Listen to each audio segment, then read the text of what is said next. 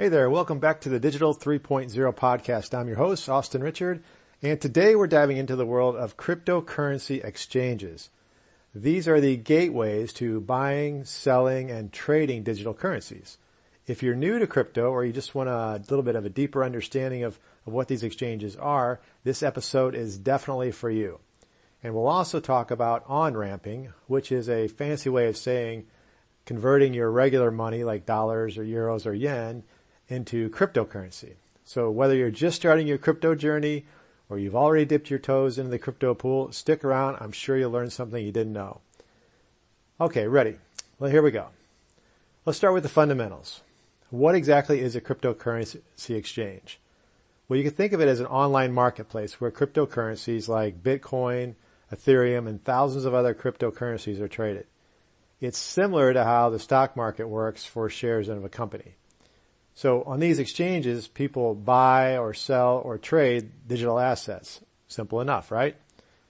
Well, it is simple, but there's two types of exchanges you should be aware of. You have a centralized exchange or you have a decentralized exchange.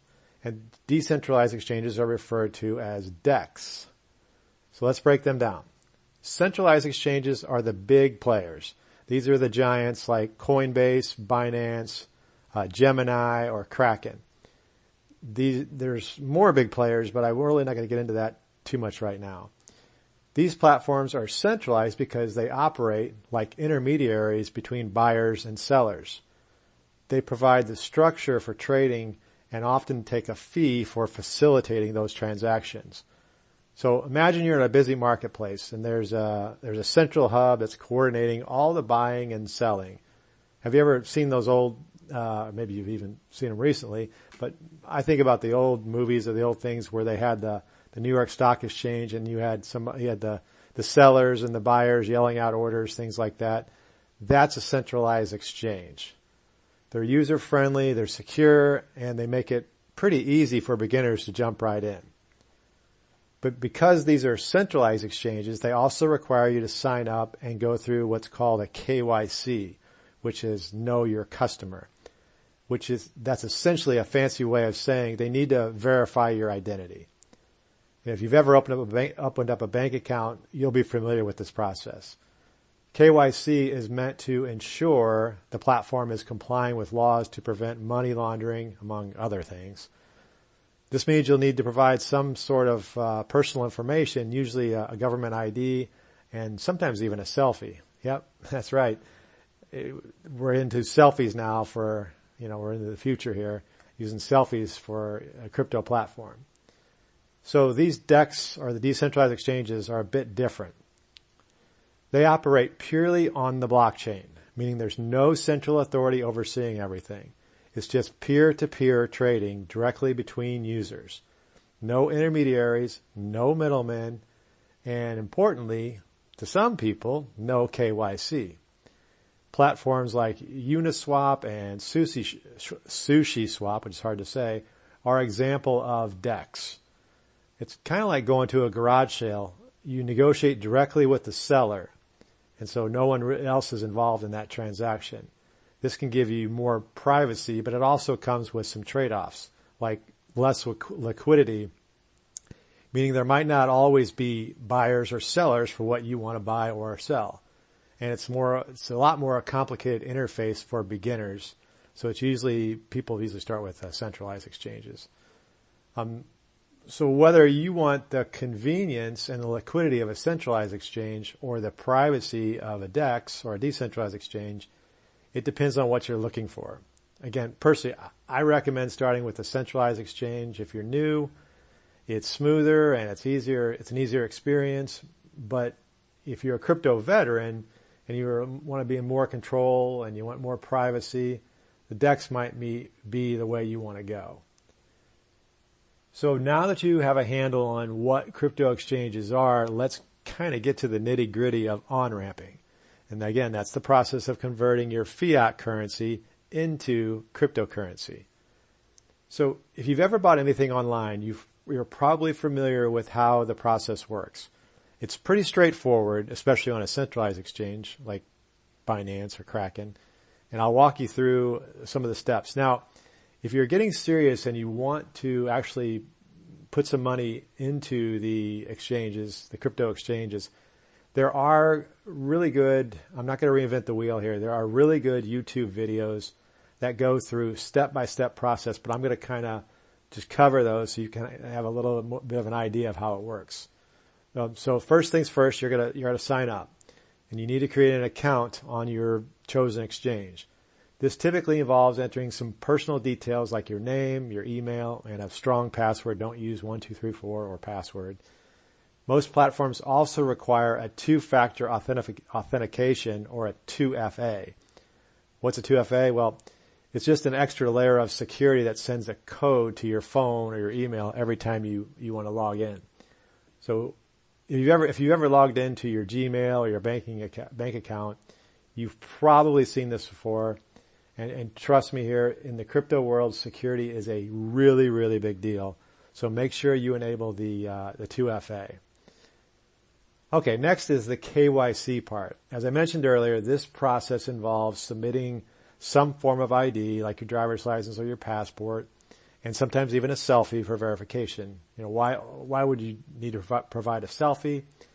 It's basically just an extra layer of security to ensure that you're the person behind the account. The exchanges are required to do this kind of stuff and follow the AML regulations or anti-money laundering regulations. So this step kind of helps them stay compliant with the law.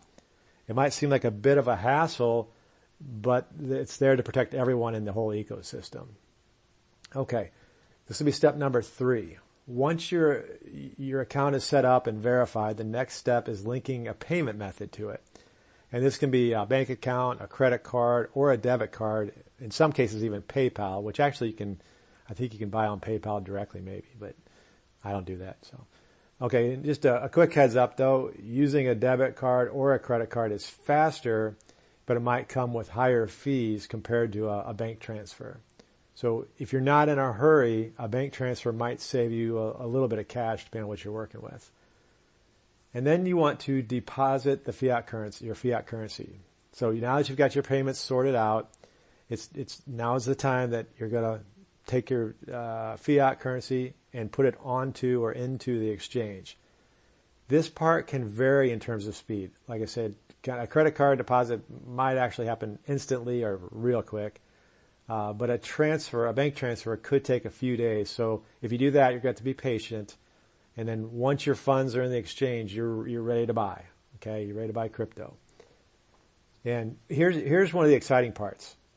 When it's time to buy your first cryptocurrency, most exchanges make the process super easy.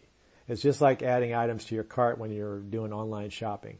You select the cryptocurrency you want, you enter the amount, you click buy, boom, you got it. It can get a little more tricky or a little more complicated if you have buy, sell orders, things like that, but we're not getting into that right now. And once you click the buy, boom, you're a proud owner of whatever Bitcoin, Ethereum, or any other digital asset you want to purchase. Now, for those of you using decentralized exchanges or want to do that, on-ramping is a little more complex since the DEX or the decentralized exchanges don't accept fiat currency. So in this case, you'd first have to buy crypto on a centralized exchange, then transfer it to your wallet before using it on a DEX. And if you're not familiar with what a wallet is, we have a whole podcast on digital wallets. It doesn't dive deep into it, but just kind of explains what they are. So it's a few more steps, but once you're familiar with the process, it's pretty straightforward. Okay, so we know what the different types of exchanges are, but let's talk about some key features. You're familiar with what they are, I'm sure. So let's dive into that and make sure you consider these things when you're choosing the right exchange. Number one is security. As I said earlier, security is everything in the world of crypto. So you look for exchanges that prioritize security, like they have cold storage, which means most of the funds are kept offline where hackers can't get to them. You also want to make sure the exchange offers the 2FA or the two-factor authentication, which is a must, okay? And if possible, I don't see this very often, but insurance to cover your assets in the case of a hack, which, again, it's very rarely do you see that, or if it is, it's not 100%. Coinbase and Gemini are two top tier in terms of security, so they're really good choices for beginners, but I caution you to do your research on an exchange before you go any further. This is not financial advice, but yeah, I just want to take a look around and do your due diligence. Just like if you're, choosing a bank you've never heard of, you might want to look into them. So fees. Let's talk about the money here. Different exchanges charge different fees, and these can really add up over time. For instance, centralized exchanges like Coinbase might charge you anywhere from 0.1% to 1% on each trade. And that doesn't sound like a lot, but if you're doing frequent trades, it can quickly eat into your profits. And on that note, if you want to do any type of day trading, number one, I don't suggest it. Again, this is not financial advice, but let's just say in my personal life, I don't do that because it doesn't seem to work out. But anyway, it may work out if that's what you want to do. Do your own due diligence, look at it, and see if that makes sense to you. This is not financial advice. So then you have decentralized exchanges, on the other hand, which charge gas fees, which are essentially blockchain transaction fees. And these can be higher during times of network activity. So if you have let's just say, Ethereum or an ERC20 token, which is an Ethereum-based token, which I don't get into. I get into another podcast. But so you have a lot of movement on Ethereum or Ethereum-based token. And when you go to make the trade, they're going to require you to put up some Ethereum for the gas fees. So it's going to cost you Ethereum when you're trading any Ethereum or ERC20 tokens. Again, I'm getting kind of into the weeds. I don't really want to on that, but there is something to the gas fees. And then you have liquidity. If you're planning to trade large amounts of crypto, liquidity is a crucial factor. And liquidity refers to how quickly and easily you can buy or sell an asset without drastically affecting its price. Because every transaction you make changes the price. Okay? Centralized exchanges like Binance and Kraken tend to have the highest liquidity because they cater to millions and millions of users around the world. So those are two that we'll talk more about Binance in just a minute, and then you have the UX, or the user experience. Let's get real here. If the interface is confusing, no one's going to use it, right? If it's frustrating, no one's going to use it. So for beginners, it's going to be a little bit frustrating, but these are pretty straightforward. They have very user-friendly interfaces. Coinbase is very simple. Kraken is very easy too. But if you're more experienced and you want access to advanced trading features like buy-sell walls, stop losses, things like that, Binance might be your go-to. Although it is a more complicated interface, once you've had some experience, it's not that easy, not that hard. And then you have regulations. So depending on where you live, certain exchanges might not be available due to regulations. It's important to choose an exchange that's legal and compliant in your country, or even your state for that matter. New York has some what I consider silly regulations, but whatever. Binance has a separate platform for the U.S. It's called Binance.us, and that's strictly for U.S. customers because of the U.S.'s stricter regulations. So then we get to off-ramping. That's basically how to get your cash out or cash out of the exchange. You ready to get off of it, or are you ready to take some profits? So it's basically like the reverse process of on-ramping. So off-ramping is how you convert your cryptocurrency back into fiat. Most centralized exchanges offer a pretty straightforward way to cash out, not difficult.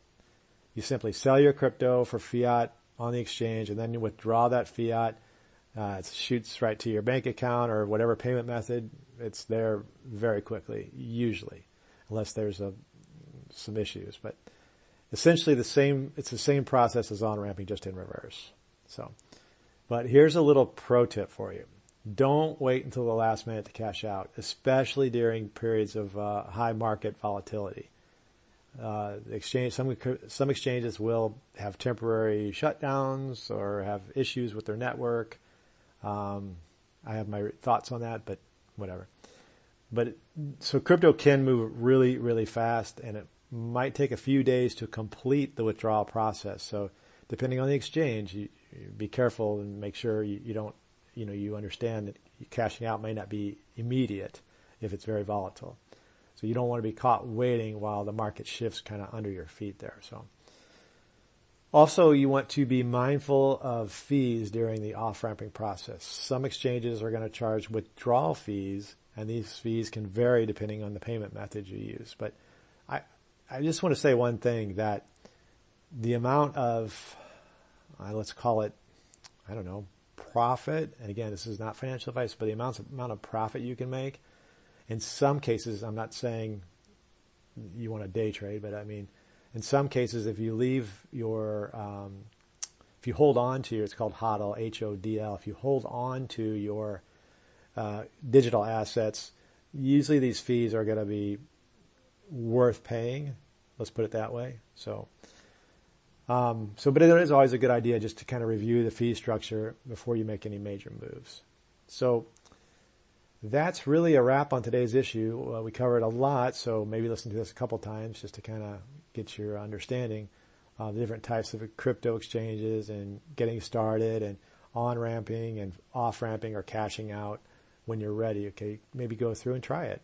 It's, again, there's videos that explain it in depth. That's not difficult. I think the exchanges themselves even have their own video tutorials, so they're very easy. So whether you're buying your first Bitcoin or you're diving into the decentralized trading, the key is understanding the different options available and making informed decisions. If you found this episode helpful, please, don't forget to subscribe, maybe leave a review. I always appreciate feedback. Sometimes I talk too fast, so maybe that's a feedback. And so I'll have another video coming out very soon. So I'm just, be careful on the exchanges, do your due diligence, and stay curious, stay informed, and keep exploring the world of tech and finance here, because it will make a difference